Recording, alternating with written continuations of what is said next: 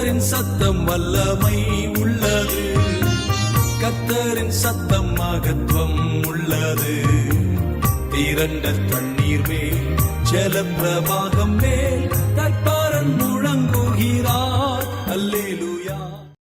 கர்த்தருக்கு பிரியமானவர்களே, இன்று நாம் பாவியின் ஆஸ்தி நீதிமானுக்குரியது என்ற தலைப்பில் பார்க்க போறோம். அதற்கான வேத பகுதி நீதிமொழிகள் 13ஆம் அதிகாரம் 22வது வசனம் சொல்லுகிறது, நல்லவன் தன் பிள்ளைகளின் பிள்ளைகளுக்கு சுதந்திரம் வைத்து போகிறான், பாவியின் ஆஸ்தியோ நீதிமானுக்காக சேர்த்து வைக்கப்படும். நம்ம நினைப்போம், பாவி ஆஸ்தியை சேர்த்து குவித்து செல்வனா இருக்கிறானே, நீதிமானா இருக்கிறவனுக்கு ஆஸ்தி காணப்படவில்லையே என்று நீங்கள் நினைக்கலாம்.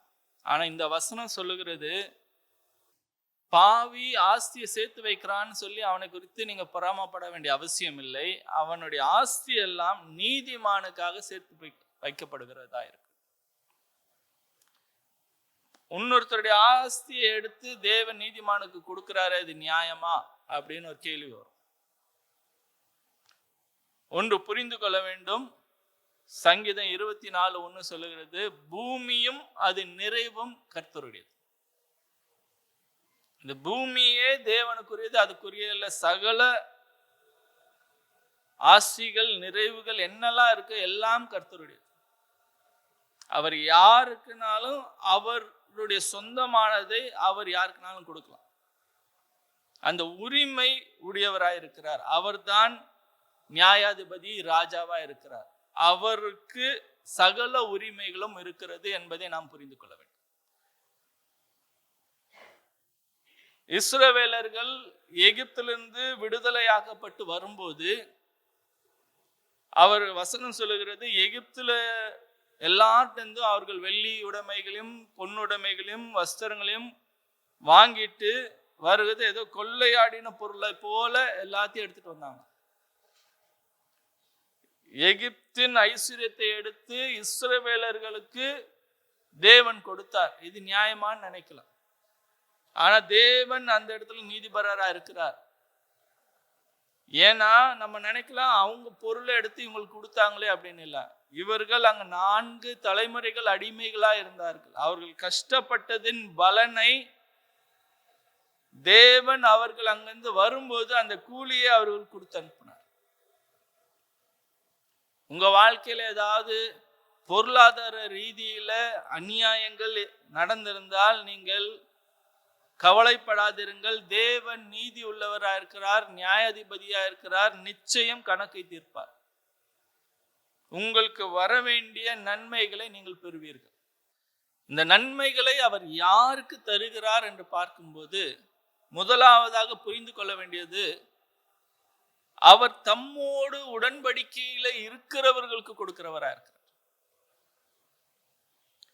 இஸ்ரவேலர்கள் கானான் தேசத்துல போகும்போது அவர்கள் நடாத திராட்சை தோட்டத்தையும் அவர்கள் கட்டாத வீடுகளையும் சுதந்திரித்தார்கள்.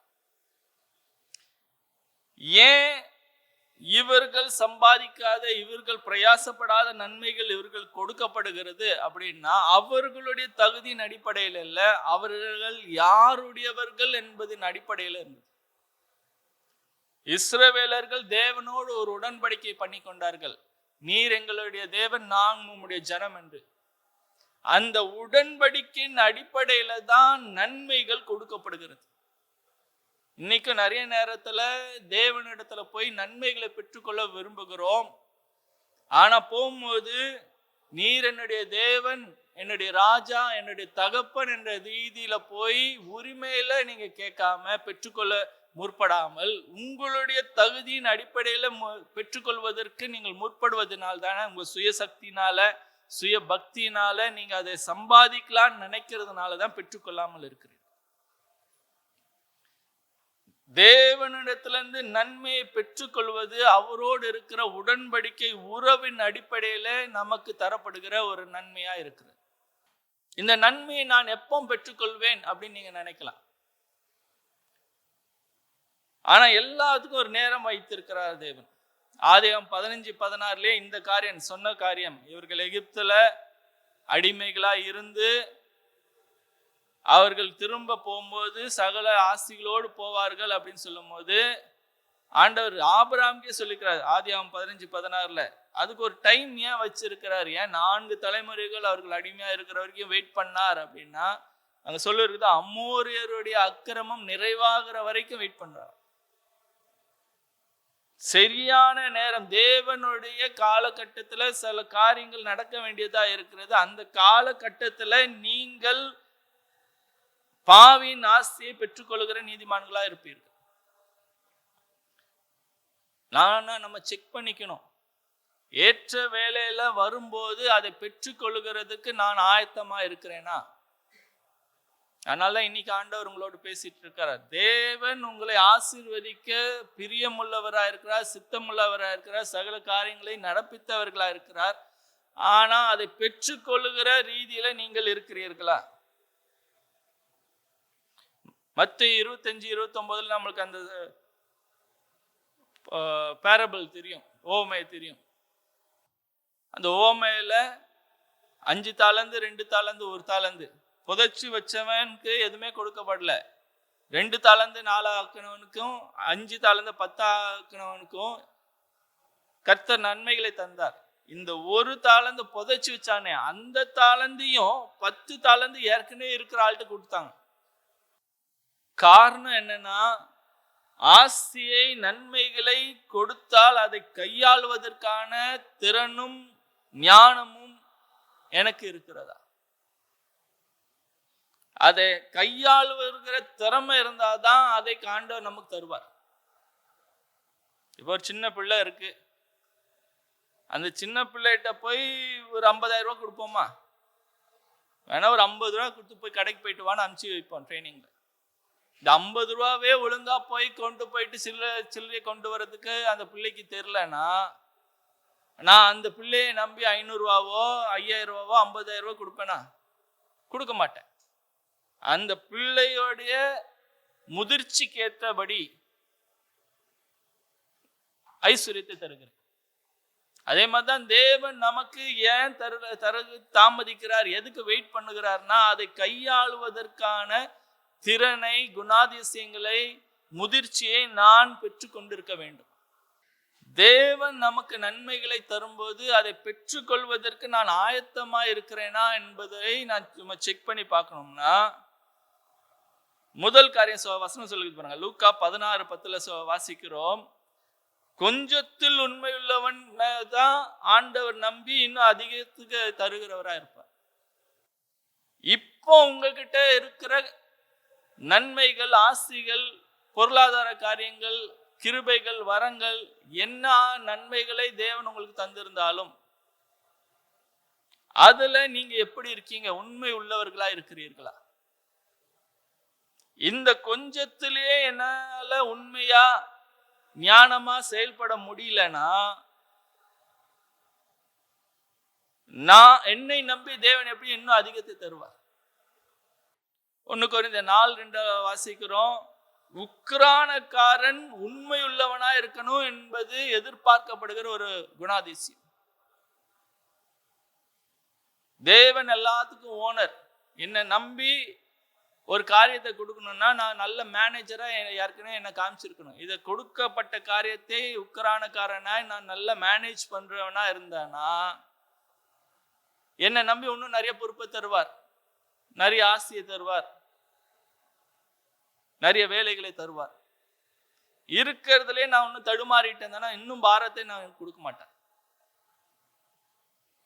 செக் பண்ணி பாருங்க, நான் நல்ல உக்கிரானக்காரனா இருக்கிறேனா, உண்மை உள்ளவனா இருக்கிறேனா? இன்னொரு காரியம், நீதிமொழிகள் 10:30 வாசிக்கிறோம்.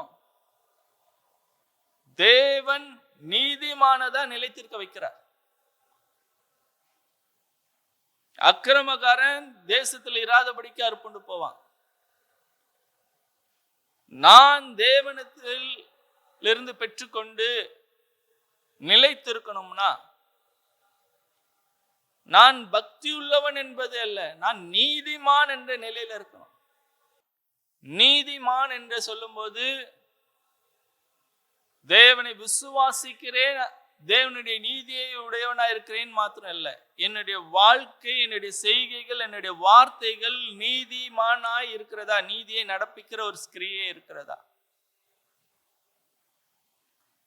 நீதிக்குரிய கிரியைகள், நியாயம் என்னுடைய வாழ்க்கையில காணப்படவில்லை என்றால் நான் பெற்றுக்கொள்ள முடியும். எவ்வளவுதான் பக்தியா இருந்தாலும், எவ்வளவு ஜெபம் பண்ணாலும், வேதம் வாசித்தாலும், என் வாழ்க்கையில அநியாயம் அக்கிரமம் காணப்படும் போது என்னை நம்பி தேவன் நன்மைகளை தர முடியாது, ஐஸ்வர்யத்தை தர முடியாது. நீ பக்தி உள்ளவனாக மாத்திரம் இல்ல, பக்தி உள்ள வாழ்க்கை என்னுடைய அனுதின வாழ்க்கையில பிரதிபலிக்கிறதா இருக்கணும். இல்ல பக்திக்குரிய வாழ்க்கை வேற, பூமிக்குரிய வாழ்க்கை வேற அப்படின்னு பிரிச்சிருக்கிறவர்களை நம்பி தேவன் தர முடியாது. நீங்க ஞாயிற்றுக்கிழமை எப்படி இருக்கீங்களோ அப்படியே திங்கட்கிழமையும் வாழ்கிற வாழ்க்கை இருந்தால் தேவன் உங்களை நம்பி நன்மைகளை தருகிறவரார். இன்னொரு காரியம், காம்ப்ரமைஸே பண்ண முடியாத ஒரு காரியம், வசனம் சொல்லுது, தேவன் பெருமை உள்ளவருக்கு எதிர்த்து நிற்கிறார், தாழ்மை உள்ளவர்களுக்கோ கிருபை அளிக்கிறார். யாக்கோபு 4:6 வாசிக்கிறோம். நான் தேவனிடத்திலிருந்து நன்மையை நான் பெற்றுக்கொள்ளணும், ஏற்ற சமயம் வரும்போது அதை பெற்றுக்கொள்ளுகிற தகுதி எனக்கு இருக்கணும்னா என்னிடத்துல காணப்பட வேண்டிய ஒரு காரியம் என்னன்னா தாழ்மை. தாழ்மை இருக்கான்னு செக் பண்ணி பார்க்கணும். தாழ்மை அப்படின்னு சொல்லும் போது நிறைய நேரத்துல நான் ரொம்ப பணிவா அன்பா காலில் செருப்பு கூட நடக்காம பவ்யமா நிக்கிறதோ பேசுறதோ பத்தி சொல்லலை. சிலர் சொல்லுவாங்க, ஐயோ நான் ஒன்றும் இல்லைங்க, நான் தூசி குப்பை புழு. அது தாழ்மை அல்ல. தாழ்மை என்று வேதம் குறிக்கிறது என்னன்னா, கிடைக்கிற மேன்மை புகழை தேவனுக்கு கொடுக்கணும். நான் சிறந்திருக்கிறேன், நான் நன்றாக இருக்கிறேன், நான் ஜெயம் பெற்று விட்டேன், ஆனால் இது என்னால் உண்டானதல்ல, இதற்கு காரணம் தேவன், தேவனிடத்திலிருந்து நான் பெற்று கொண்டிருக்கிறேன் அப்படின்னு புகழ்ச்சியும் கீர்த்தியும் தேவனுக்கு கொடுப்பதுதான் நம்மை தாழ்த்துவது. நான் எதுக்குமே லாய்க்கில்லை, வேஸ்ட் அப்படின்னு சொல்றது தாழ்மை அல்ல. அது தேவனுக்கு புகழை உண்டாக்குறது அல்ல. எந்த காரியத்தினாலும் நான் சிறந்திருக்கிறேன், நான் வாழ்ந்திருக்கிறேன், நான் வெற்றி உள்ளவனா இருக்கிறேன், நான் இது எல்லாத்துக்கும் காரணம் தேவன். கிரெடிட்டை நான் எனக்குன்னு எடுக்காம தேவனுக்கு கொடுப்பதுதான் அவருக்கு முன்பாக என்னை தாழ்த்துவது. ஏன்னா தேவன் சொல்லி இருக்கிறாரு, நான் உன்னை புகழ்ச்சியும் கீர்த்தியுமா வைப்பேன், மற்றவங்க பொறாமப்படுற அளவுக்கு உயர்த்தி வைப்பேன் அப்படின்னு சொல்லி இருக்கும்போது நான் உயர்ந்து வாழ்க்கை வாழல, அது பேர் தாழ்மை அல்ல, அது அவ்விசுவாசம். நான் உயர்ந்த வாழ்க்கையை வாழுகிறேன், இது என்னால் உண்டானதுன்னு நான் அந்த கிரெடிட்டை எனக்கு எடுக்காம, இல்லை இது எல்லாமே அவர் கொடுத்ததுதான், அவரால் தான் இது எல்லாம் நடந்தது என்று எல்லா புகழ்ச்சியும் ஆண்டவருக்கு கொடுப்பது பேர் தாழ்மை. நீங்க அந்த கிரெடிட்டை உங்களுக்குன்னு எடுத்தீங்கன்னா அவர் உங்களுக்கு எதிர்த்து நிற்பார். இல்லை இது எல்லாம் உம்மால் உண்டானதுன்னு எல்லா கனத்தையும் மகிமையும் அவருக்கு செலுத்துகிறவரா இருந்தா அவர் உங்களை உயர்த்துவார், கிருபை அளிப்பார். நான்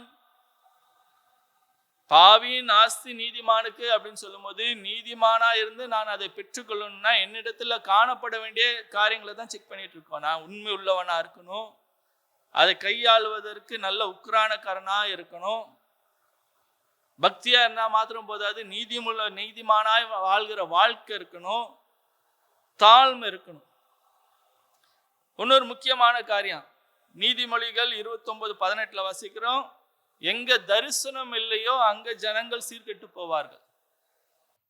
நிறைய நேரத்துல கிறிஸ்தவர்களுக்கு ஏன் இந்த ஐஸ்வர்யம் எனக்கு வேணும், ஏன் நான் செல்வந்தனா இருக்கணும், எனக்கு ஆஸ்தி எதுக்கு என்பதை குறித்த அறிவோ தரிசனம் இல்லை. இதை வச்சு நான் என்ன பண்ணணும்ன்றது இல்லை. எனக்கு நான் நல்ல ஐஸ்வர்யனா இருக்கணும், பணக்காரனா இருக்கணும், சௌகரியமா இருக்கணும், எந்த குறைவு இருக்கக்கூடாது அப்படின்னு தனக்குத்தானே ஒரு திட்டம் வச்சிருக்காங்களே. இந்த தேவன் இந்த ஐஸ்வர்யத்தை ஆஸ்தி எனக்கு ஏன் கொடுக்கிறார், ஏன் கொடுக்கணும், என்ன விரும்புகிறார், ராஜ்யத்தை குறித்து எந்த தரிசனமுமே இல்லாதனால தான் ஜனங்களை நம்பி ஆண்டவர் எதுவுமே கொடுக்காம இருக்காங்க. ஜனங்களுக்கு கெட்டு போகிறார்கள். தேவ மக்கள் ஏன் இன்னும் ஏழ்மையில இருக்கிறாங்க, கஷ்டப்படுறாங்க அப்படின்னா, தேவன் அவர்களுக்கு நம்பி ஆசையை கொடுக்கணும்னா அவங்க இந்த ஆசை எனக்கு தான், எனக்கு மாத்தம்தான் அப்படின்னு இல்லை. 1 தீமோத்தேயு 6:17 வாசிக்கிறோம். இல்ல, நாம் அனுபவிப்பதற்கு தேவன் சம்பூர்ணமாய் நமக்கு தருகிறார். ஆனா அதோடு நிப்பாட்டல, நானும் அனுபவிக்கணும். ஆனா தேவன் எனக்குன்னு ஒரு பூமியில ஒரு வேலையை வைத்திருக்கிறார், அதை நிறைவேற்றுவதற்கும் தேவன் ஆசையை தருகிறார். நான் பணத்தை நம்பிடக்கூடாது, ஐஸ்வர்யத்தை நம்பிடக்கூடாது. ஐஸ்வர்யத்தை நமக்கு தருகிற தேவன் மேலதான் நம்பிக்கை உள்ளவனா இருக்கணும். ஆனா அந்த ஆசை ஐஸ்வர்யம் எதுக்கு கொடுக்கப்படுகிறது என்ற தரிசனம் உடையவனா இருந்தாதான் தேவன் நம்மை நம்பி அந்த ஐஸ்வர்யத்தை கொடுக்க முடியும். ராஜ்யத்தின் தரிசனம் உங்களுக்கு இருக்கா? பூமியில உங்களுக்கு ஊழியம் அப்படின்னு சொல்லும்போது எல்லாரும் நம்ம சர்ச் வச்சிருக்கணும், இல்லை எல்லாரும் ஒரு தீர்க்கதரிசி ஒரு மீட்டிங் நடத்தணும் இல்லை. ஒவ்வொருத்தருடைய அழைப்பு வேற, வேலைகள் வேற. ஆனா எல்லாரும் தேவனுடைய ராஜ்யத்தை பூமியில நிலைப்படுத்துவதற்காக தான் செயல்படுகிறவர்களா இருக்கும். அவங்களுக்கு என்னென்ன வேலை இருக்கோ அதை நாம் அங்கங்க செய்து முடிக்கிறவர்களா இருந்தா தேவனுடைய ராஜ்யம் உலகம் எங்கும் பரம்பி இருக்கும். சரீரம் முழுவதும் செயல்படணும். ஒரு சில அவயவங்கள் மாத்திரம் தான் செயல்படுது, மற்றதான் செயல்படாமல் இருந்தால் இந்த சரீரம் ஆரோக்கியமா இல்லைன்னு அர்த்தம். நாம் ஒவ்வொருவருக்கும் ஒரு வேலை இருக்கிறது. உங்களுக்காக தேவன் வைத்திருக்கிற நோக்கம் என்ன, வேலை என்ன? பவுல் கேட்ட மாதிரி கேட்கணும். ஆண்டவரே, நான் என்ன செய்ய சித்தமா இருக்கிறீர்? அப்படி கேளுங்க. தரிசனத்தை பெற்று கொண்ட பிறகு அந்த தரிசனத்தை நிறைவேற்றுவதற்கு தேவையான சகலவற்றையும் தேவன் தருகிறவரா இருக்கிறார். தரிசனமே இன்னும் நான் பெற்றுக்கொள்ள, நான் வாழ்க்கையில என்ன செய்யணும், தேவன் நான் என்ன செய்யணும்னு விரும்புகிறார் என்பதை அறியாமல் இருந்துட்டு எனக்கு ஐஸ்வர்யம் ஆசைலாம் வேணும்னு ஆசைப்பட்டா என்ன பிரயோஜனம்? எதற்காக என்பதை நான் அறிந்து கொள்ள வேண்டும். அப்பொழுதுதான் அதை அதற்கு பயன்படுத்துவேன் என்று தேவன் என்னை நம்புவார். ஒரு இம்பார்ட்டன்ட் செக் பண்ணணும். முக்கியமா இருக்க வேண்டிய ஒரு கடைசி ஒரு காரியம் என்னன்னா, நான் கீழ்ப்படுகிறவனா இருக்கும். ஏசாயா 1:19 வாசிக்கிறோம். மனம் உவந்து செவி கொடுக்கிறவனா இருந்தா தேசத்தின் நன்மையை நான் புசிக்கிறவனா இருப்பேன். நான் கீழ்ப்படுகிறவனா இருக்கணும், கட்டாயத்தின் நிமித்தம் அல்ல. மனம் உவந்து நானே விருப்பப்பட்டு தேவனுடைய வார்த்தைக்கு செயல்படுகிறவனா இருக்கும்போது தேவன் நம்மை தேசத்தின் நன்மையை புசிக்கிறதுக்கான ஸ்லாக்கியத்தை, கிருபையை, வழிகளை உண்டாக்கி தருவார். நன்மைகளை, ஆஸ்தியை, ஐஸ்வர்யத்தை தேவன் உங்களுக்கு கொடுக்க விரும்புகிறார். ஆனா அதை பெற்றுக்கொள்வதற்கு நீங்கள் ஆயத்தமா இருக்கிறீர்களான்னு செக் பண்ணி பாருங்க. இந்த தகுதியெல்லாம் இருக்குன்னா நான் அதை பெற்றுக்கொள்வது எப்படி? முதலாவதாக நான் பெற்றுக்கொள்ளணும்னா எபிரேயர் 11:6 நம்மளுக்கு தெரிஞ்ச வசனம். விசுவாசம் இல்லாமல் தேவனுக்கு பிரியமா இருப்பது கூடாத காரியம்.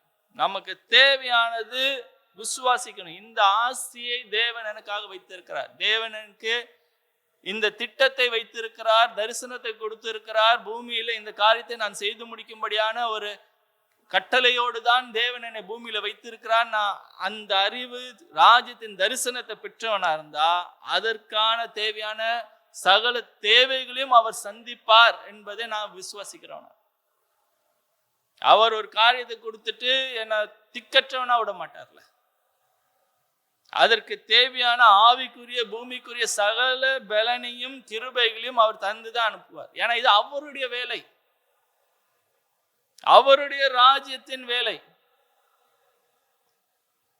அவருடைய வேலையை செய்வதற்கான கிருபைகளையும் பலனையும் நமக்கு தருகிறார். அதோடு நான் அவருடைய பிள்ளை என்ற உறவுல இருக்கிறேன். என்னுடைய தேவைகள் எல்லாம் அவர் சந்திப்பது அவருடைய பொறுப்பா இருக்கிறது, ஏன் பொறுப்பு இல்லை. நான் என்ன பண்ணுவேன் அப்படின்னு நான் கவலைப்பட வேண்டிய அவசியம் இல்லை. ஆனா அதை எப்படி பெற்றுக்கொள்வதுன்னா விசுவாசிக்கணும். இந்த வேலைக்கு இந்த காரியங்கள்லாம் தேவைப்படுதா, ஆண்டவர் அதை தந்து விட்டார், ஆயத்தம் பண்ணி வைத்திருக்கிறார். ஏற்கனவே ஆயத்தம் பண்ணின நற்கிரியைகளை தான் நாம போய் நிறைவேற்றி கொண்டிருக்கிறோம். நம்ம போய் காரியத்தை செய்து வைக்கிறது இல்ல, சாதிக்கிறது இல்ல. ஆண்டவர் இதெல்லாம் நாம் நிறைவேற்றும்படியாக ஏற்கனவே ஆயத்தம் பண்ணினவைகளை நாம் போய் நிறைவேற்றுகிறவர்களா இருக்கிறோம். அதற்கு தேவையான சத்துவமும் பலனும் தருகிறவர்களாக நம்மளுக்கு தேவைப்படுது என்னன்னா விசுவாசத்துல செயல்படுகிறவர்களா இருக்கும். ரெண்டாவது பெற்றுக்கொள்ளணும்னா நிறைய நேரத்துல அப்படியே இயற்கைக்கு அப்பாற்பட்ட விதத்துல எல்லாம் நடந்துரும் அப்படின்னு எதிர்பார்க்கிறோம். நான் விசுவாசிக்கிற ஆண்டவர் செய்வார், அற்புதம் அடையாளம் நடக்கும் அப்படின்னு நினைக்கிறோம். இல்ல, நீதிமொழிகள் 24:3 வாசிக்கிறோம், வீடு ஞானத்தினால் கட்டப்படுகிறது. அந்த வீட்டுல இருக்கிற ஐஸ்வர்யங்கள்லாம் அறிவு இருக்கிறபடினால நிரப்பப்படுகிறதா.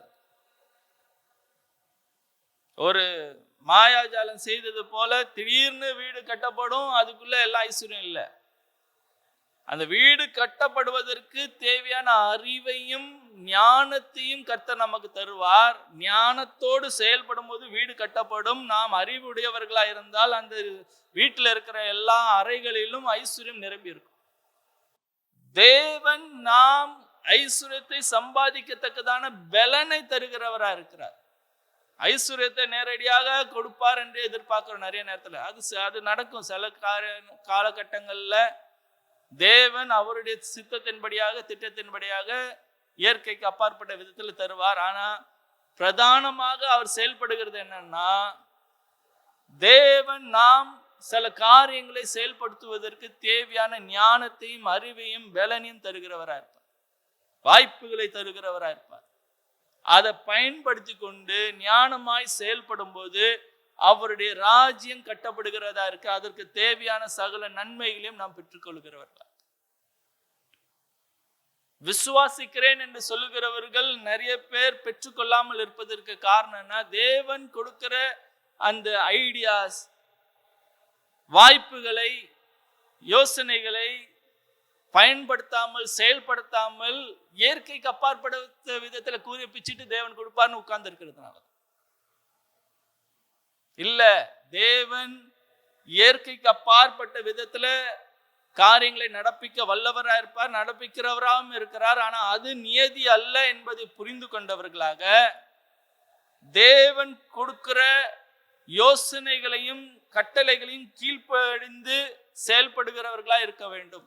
ஞானத்தை, அறிவை பயன்படுத்தி தேவன் சொன்னதை நிறைவேற்ற முற்படும் போது நமக்கு தேவையான ஆஸ்தி ஐஸ்வர்யத்தை அவர் தருகிறவராக இருப்பார். அதே நேரத்துல அறிவு சார்ந்துதான் செயல்படணும் அப்படின்னு நினைக்காதீங்க. இயற்கைக்கு அப்பாற்பட்ட விதத்துல நியதிக்கு முரண்படுகிற சில கட்டளைகளையும் ஆண்டவர் சில நேரத்தில் சொல்வார். ஈசாக்கு சொன்னார், பஞ்ச காலத்துல போய் விதைன்றாரு. பஞ்ச காலத்துல விதைக்கலாமா? அறிவு அல்ல அது, ஞானம் அல்ல அது. ஆனா கர்த்தருடைய சத்தத்தை கேட்டு நடப்பதுதான் ஞானம்.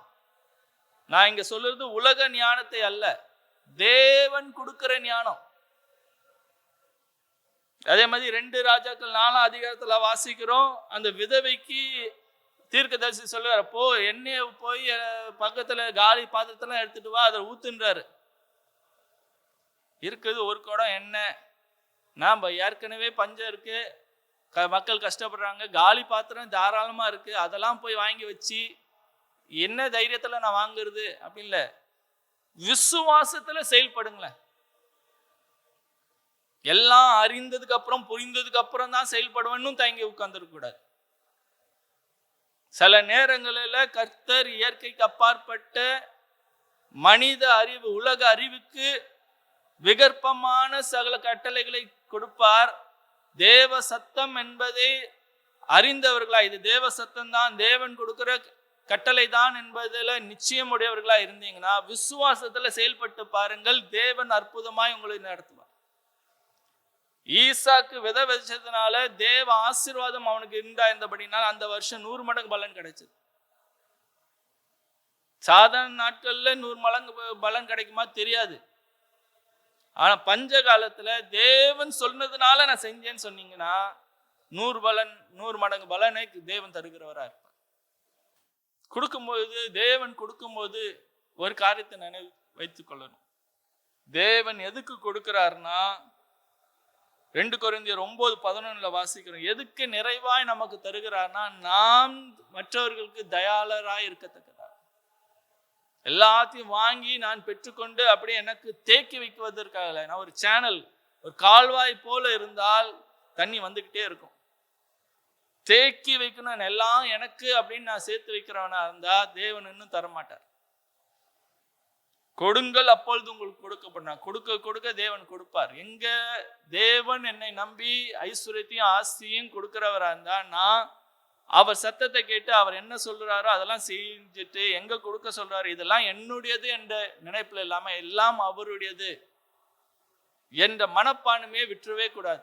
அவர் கொடுக்க சொல்றதெல்லாம் நான் கொடுத்துக்கிட்டே இருந்தா அவர் என்ன நம்பி ஒன்னும் கொடுத்துக்கிட்டே இருப்பார். இந்த நாளையில ஆண்டவர் உங்களோடு பேசியிருக்கிறார். ஆஸ்திகளும் ஐஸ்வர்யத்தையும் பெற்றுக்கொள்வதற்கு ஆயத்தமாயிருங்க. அது உங்களிடத்துல வரும்போது நீங்கள் அதை பெற்றுக்கொள்வதற்கு ஆயத்தமா இருக்கிறீர்களா என்பதை சோதித்து பார்த்து விசுவாசத்தோடு ஞானத்தோடு செயல்படுங்கள். விசுவாசத்துல செயல்படுங்கள். கர்த்தர் உங்களை ஆசீர்வதிப்பார். உங்களுக்காக நான் ஜெபிக்கிறேன். தகப்பனே, இந்த நாளிலும் உம்முடைய சத்தத்தை கேட்ட ஒவ்வொருத்தருக்காக ஜெபிக்கிறேன். ஆண்டவர், என் தேவனாமே, ஆசீர்வாதங்களையும் ஆஸ்தியையும் ஐஸ்வர்யத்தையும் தருவேன் என்று இந்த வார்த்தைகளை நீ தந்திருக்கிறீர்கள். இதை கேட்ட ஒவ்வொருத்தர் வாழ்க்கையிலும் அவர்கள் எதிர்பார்க்காத அல்லது விரும்புகிற ஆஸ்திகளையும் ஐஸ்வர்யத்தையும் நீ தரும்படியாக செய்ய. அவர்கள் வேண்டிக் கொள்வதற்கும் விரும்புவதற்கும் மிகவும் அதிகமாய் செய்ய வல்லவரே, நிறைவான நன்மைகளால் அவர்களை திருப்திப்படுத்துவீராக. குறைவுகள் எல்லாம் நீர் நிறைவாக்கும்படியாக ஜெபிக்கிறோம். நீர் தர அவர்கள் பெற்றுக்கொள்ள விசுவாசத்தோடு அவர்கள் செயல்பட, ஞானமாய் செயல்பட, உமக்கு முன்பாக தாழ்மையாய் உண்மையுள்ளவர்களாய் நீதிமான்களாய் வாழ கிருபையும் பலனையும் தார். நன்மையினால் நிரப்பி திருப்திப்படுத்த இயேசு நாமத்தில் கேட்கிறேன் நல்ல பிதாவே. God bless you. For contact J. Seelan Paul Ministries, contact number 97907527795. Mail ID wordofgod.paul@gmail.com. J. Seelan Paul Ministries வழங்கிய நற்செய்தி உங்களுக்கு பிடிச்சிருந்தா மறக்காம இந்த சேனலை லைக் பண்ணுங்க, ஷேர் பண்ணுங்க, சப்ஸ்கிரைப் பண்ணுங்க. கீழே இருக்க பெல் ஐக்கானை கிளிக் பண்ணுங்க.